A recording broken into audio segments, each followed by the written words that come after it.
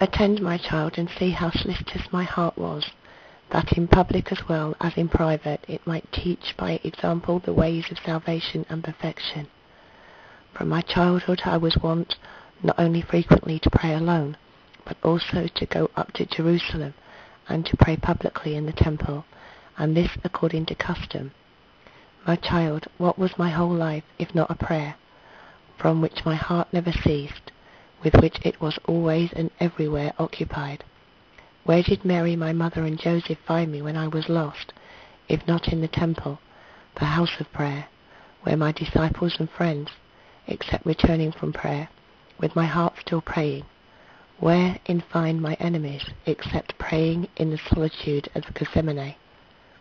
Examine carefully every day of my life.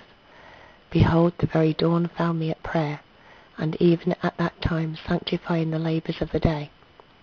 When the toils of day were over, when all nature was at rest, the darkness of the night beheld me praying, and pouring forth my heart before my Father, with the angels alone as my witnesses. But even amidst the very labours of the day, how often did I withdraw a little from the multitude? How often, whilst in the midst of the multitude and during my labours, did I raise my heart to my Father?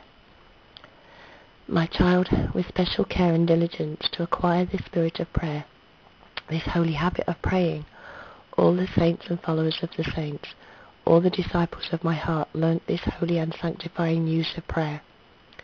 They prayed at stated times, not merely with their lips, but also with their mind and heart. Again, wherever they were, under every inclination and every circumstance of fortune, they had inwardly recourse to me by prayer, making known to my heart their joy and gratefulness amid prosperity, imploring my help and comfort in adversity, asking counsel in their doubts. So should you also do, my child, if you will aspire to holiness, if you are desirous of securing your salvation. Meditate devoutly every day, but beware lest your meditation prove a musing rather than a prayer, a pious study rather than a divine intercourse. Let the mind reason and reflect as much as it is necessary, but let the heart elicit acts, sometimes of faith, hope, charity, sometimes of sorrow, humility, self-denial, again of fortitude, of good and firm resolve, again of thanksgiving, of joy and exaltation of heart with the angels and saints, now a resignation of conformity to the divine will, of pure love, reposing in God's good pleasure, or of any other virtue whatsoever.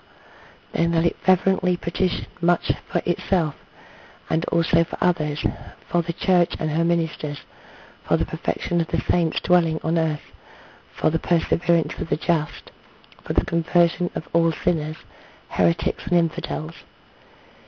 In proportion as you advance in the interior life and attain to a more perfect degree, in the same you should shorten your reasonings and give freer scope to the affections, so that you treat me in your heart by means of acts and petitions, and at last by the mere occupation of divine union.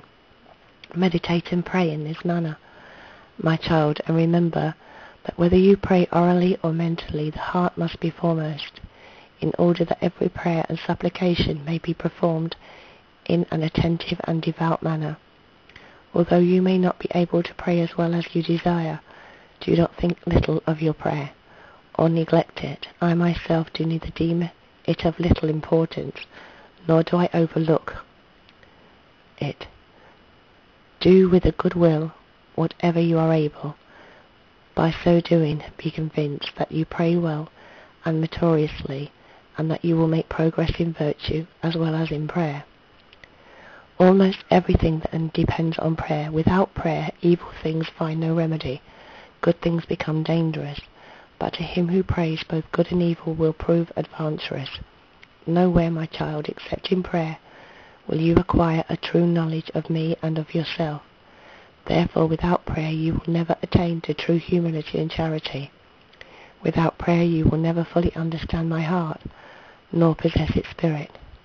Without prayer, you will in many things not seize the sentiments of my heart, and what is more dangerous, you will measure my heart by your own. If in your concerns you have recourse to prayer, it will not really happen, but you judge differently of them from what you did before, because the light of divine grace which is wont to be poured into the soul during prayer is infinitely purer than the light of human reason. What you did think to have sprung from grace, you shall often find to be the offspring of nature. What you did fancy a virtue, you shall sometimes perceive to be self-love. What you did judge to be for my greater glory, you shall often understand to be the effect of your hidden pride. Let it not be sufficient for you to pray at certain times, for it behooves you to pray always, and not to grow faint. Behold my sweet command, according to which you can approach me at all times, and as a child converse with me. Everywhere there are obstacles within and without, temptations from every side, both open and secret, always dangers lest the crown promised to perseverance be lost. Exceedingly necessary therefore is grace, which however is not wont to be given in a special manner except to them that pray. The interior man, amid his troubles, has first recourse to me, and begs for help. Therefore he is relieved and obtains frequently extraordinary favours, whereas he that has first recourse to human means, so far from being disburdened, increases his difficulties, until entering into himself he comes to me, without whose aid human endeavours are of no avail to the suffering heart. My child, if you come to my heart, whenever you are in affliction, there will be no need to look for human consolations. You shall find one drop of my consolation sweeter and more effectual than all the floods of men's consoling words. If at times for my honour and for your advantage I give you no sensible consolation to taste, you shall still always find true comfort in my heart, both by resigning yourself to my good pleasure and by receiving my assistance. This holy resignation, although on the one hand it is contrary to the feelings, and therefore bitter, yet on the other by means of grace becomes so sweet, in spite of the feelings, that no one unless he has experienced it can fully understand the same. When the man of prayer is tempted, he becomes more united with me. He is not cast down but raised. He is not saddened but cheered up. He is not shaken but rendered more firm. If at any time you are overtaken by the storm, or even wrapped up in its thick darkness, turn yourself to me, who is always present, and with your heart cling to me confidently. You shall be secure amid the very rage and gloom of the tempest, and sometimes you shall be illuminated with a ray of softest light from above, that thereby you may see that what you thought certain destruction was either a mere nothing, or even an advantage. When you are desirous of saying or doing something, and a doubt or perplexity presents itself, whether or not it be lawful, entering into yourself, hearken to my spirit, and if by having frequently recourse to me, you have learned to distinguish my whisperings, you will perceive a clear decision, which you may follow with safety. A soul accustomed to have recourse to me has everywhere with her a protector, a counsellor and comforter, whom, not only when she is alone, but also whilst dealing with her neighbour, she knows and loves to call upon in her heart, to consult and to entertain.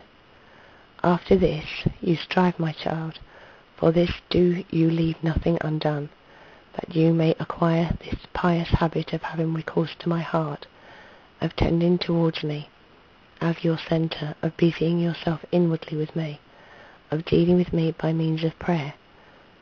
This is that spirit of prayer which, if you secure it for yourself, will lovingly entertain you in solitude, will guard you in public, will solace you in adversity, will check you in prosperity, will protect you in dangers, and everywhere at your service will guide you to holiness.